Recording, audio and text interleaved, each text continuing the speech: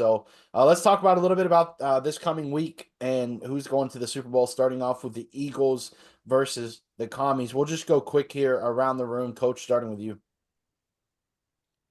I'm gonna go with commies, man. We'll stick with Jaden Daniels staying hot and finding a way to win in Philly. As much as I want to say divisional game, they split that series this year, I believe, if I'm correct. Yeah, I So don't know if Hurts played in the second one. right.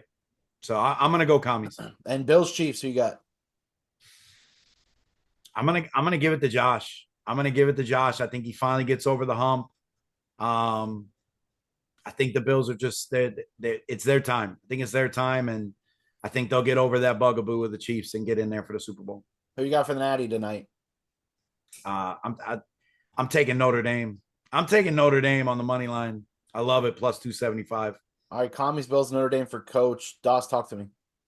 Listen, you guys know I have a futures in from before the playoffs started. Chiefs versus Commanders. I'm one game, well, 2 games away, but 1 weekend away from cashing that ticket as the Super Bowl matchup. I'm sticking with it.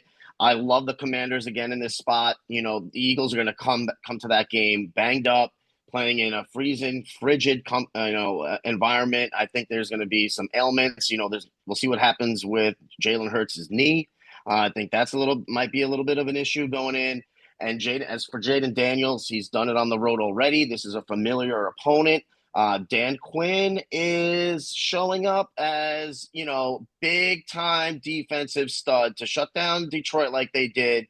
I think they're going to have something in store for the Eagles. I think the Commanders, again, are live as hell.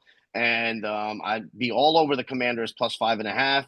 Obviously, I have them to win on the futures, so we'll see if I dabble more on the money line. But I'm definitely taking Commanders plus 5.5, no doubt.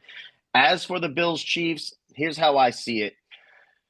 You have to slay the beast to become the beast, right? And that is what Josh Allen's task is this week against Patrick Mahomes and the Chiefs.